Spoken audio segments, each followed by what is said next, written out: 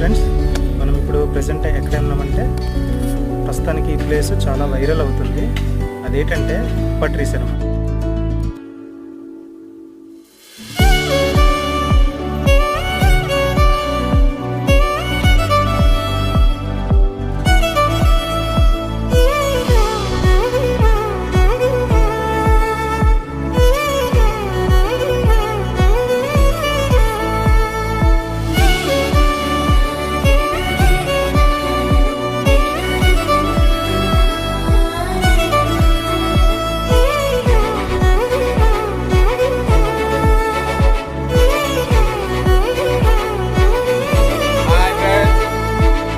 వచ్చాం ఫ్రెండ్స్, చాలా బాగున్నాయి.